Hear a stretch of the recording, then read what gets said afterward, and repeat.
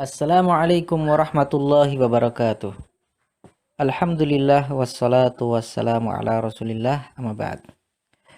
Baik anak-anak, pada kesempatan kali ini kita akan belajar tentang iman kepada Rasul. Yang dimaksud dengan pengertian Nabi dan Rasul yang pada intinya adalah bahwasanya Nabi itu adalah seseorang yang Allah Subhanahu wa taala wahyukan, akan tapi dia tidak diperintahkan untuk menyampaikan kepada umat. Adapun Rasul, dia adalah seseorang yang Allah Subhanahu wa taala beri wahyu dan Allah Subhanahu wa taala perintahkan untuk menyampaikan pada umatnya. Ini adalah pengertian nabi dan rasul yang secara gampangnya seperti itu. Namun di sini dalam buku ini disebutkan bahwa nabi itu artinya pembawa berita. Dan nabi merupakan manusia seperti kita. Artinya nabi itu memang manusia biasa yang mereka butuh makan, minum, istirahat, dan lain sebagainya. Sama seperti manusia biasa. Namun nabi adalah dia merupakan manusia yang Allah Subhanahu wa taala beri wahyu ya dengan menetapkan syariat nabi yang sebelumnya. Dan tidak diperintahkan untuk menyampaikan kepada umatnya. Adapun Rasul secara arti adalah utusan.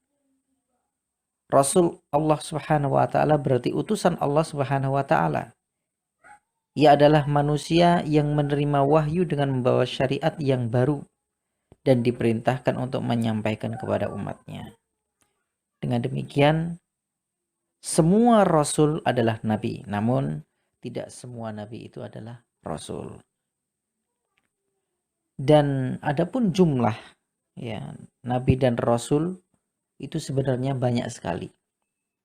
Namun yang disebutkan di dalam Al-Quran maupun Sunnah berjumlah 25 orang.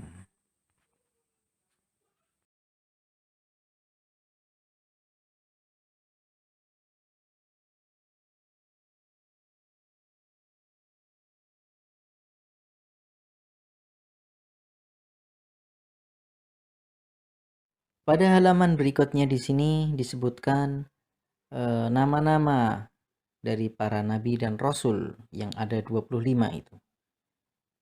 Ini. Dan ada di antara 25 ini mereka nabi dan rasul yang disebut dengan ulul azmi. Ulul azmi adalah mereka nabi yang memiliki keteguhan dan kesabaran yang sangat tinggi dalam menjalankan dakwah dalam menghadapi tantangan umatnya. Mereka adalah Nabi Nuh alaihi salam, Nabi Ibrahim alaihi salam, Nabi Musa alaihi salam, Nabi Isa alaihi salam, dan Nabi Muhammad sallallahu alaihi wasallam. Ini adalah kelima nabi dan rasul yang disebut dengan ulul azmi, yang mana mereka memiliki kesabaran yang sangat hebat dalam menghadapi tantangan dakwahnya.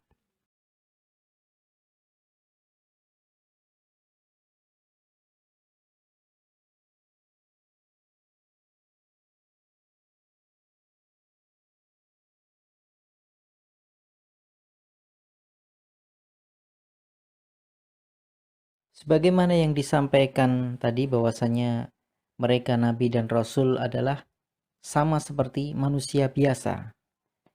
Lalu apa yang membedakan mereka nabi dan rasul dengan manusia yang biasa?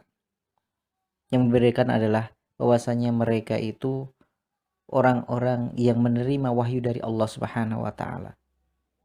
Mereka adalah orang-orang yang maksum, yang Allah Subhanahu wa taala jaga mereka dari perbuatan maksiat. Dan mereka para nabi dan rasul ketika meninggal mereka dikuburkan di tempat di mana dia meninggal. Kemudian yang merupakan keutamaan mereka juga bahwasanya bumi tidak akan memakan jasad mereka, artinya mereka tetap utuh ketika dikubur. Dan mereka para nabi dan rasul memiliki sifat-sifat yang utama. Di antaranya adalah yang pertama, sifat siddiq, yaitu jujur dalam menyampaikan. Yang kedua, amanah, yaitu dapat dipercaya. Yang ketiga, tabligh, yaitu selalu menyampaikan setiap wahyu yang diterima kepada umatnya. Kemudian yang keempat adalah fatonah, yaitu cerdas dan pintar. Ini yang membedakan mereka, yaitu para nabi dan rasul, dengan manusia biasa. Meskipun mereka itu adalah manusia biasa yang memiliki kebiasaan-kebiasaan seperti pada manusia pada umumnya, seperti makan, minum, tidur, ya, dan lain sebagainya. Tapi mereka punya kelebihan, punya keistimewaan yang Allah Subhanahu wa taala istimewakan dari manusia-manusia pada umumnya, seperti yang tadi sudah disampaikan.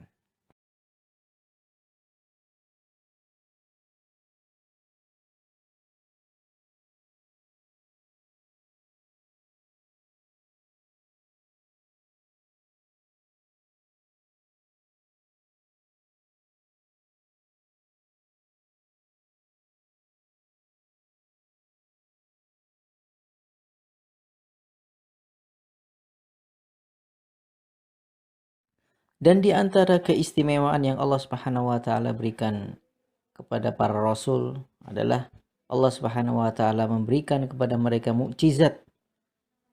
Mukjizat ini adalah sebuah kemampuan yang luar biasa yang dimiliki mereka oleh para rasul dari manusia pada umumnya.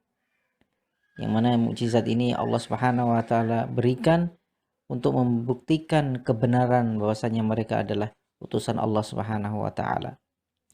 Di antaranya yang Allah Subhanahu wa taala berikan mukjizat adalah kepada Nabi Nuh alaihi salam, yang mana beliau mampu membuat perahu besar di tengah daratan sehingga dapat menampung kaumnya yang beriman serta hewan-hewan tatkala terjadi banjir. Kemudian juga mukjizat Nabi Saleh alaihi salam, yaitu keluarnya unta yang besar dari batu yang terbelah.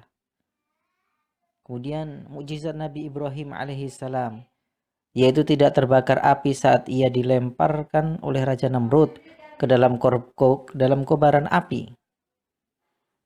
Dan ini bagi Nabi Ibrahim alaihissalam bahwa api justru terasa dingin. Kemudian mukjizat Nabi Yunus alaihissalam, yang mana beliau bertahan hidup di dalam perut ikan paus hingga keluar dalam keadaan selamat. Kemudian mukjizat Nabi Musa alaihissalam, di antara mukjizat beliau adalah tongkatnya dapat berubah menjadi ular yang besar. Dengan tongkatnya ia memukul lautan hingga terbelah dua, sehingga terbentanglah jalan yang dapat dilewati. Tangannya dapat menjadi lebih putih dan bersinar.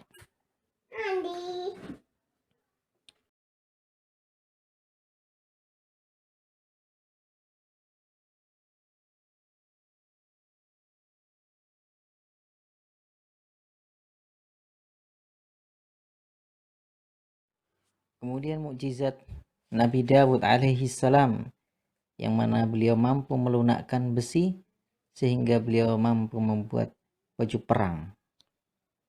Kemudian mukjizat Nabi Sulaiman alaihi salam, beliau mampu menguasai angin dan bangsa jin serta mengerti bahasa hewan.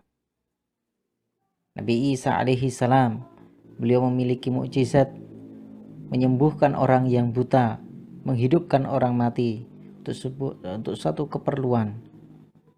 Kemudian menyembuhkan orang yang memiliki penyakit kusta dan lain-lain. Adapun mukjizat Nabi Muhammad sallallahu alaihi wasallam, beliau Allah Subhanahu wa taala berikan keistimewaan, yaitu kitab Al-Qur'an yang merupakan mukjizat terbesar yang bertahan sampai hari akhir ini. Kemudian mukjizat beliau yang lainnya ketika Isra dan Mi'raj, ya, beliau Allah Subhanahu wa taala bawa dari dari Masjidil Haram menuju Masjidil Aqsa, kemudian menuju Sidratul Muntaha dalam waktu 1 malam.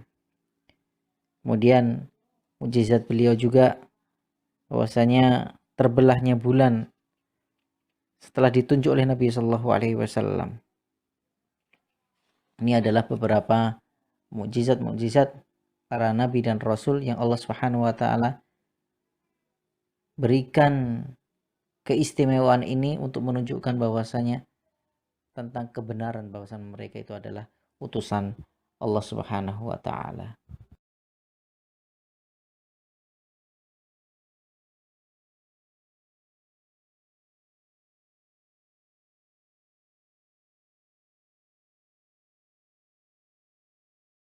Setelah kita mempelajari pembahasan tentang nabi dan rasul, maka kita masuk kepada latihan soal pada halaman 6 sampai 7.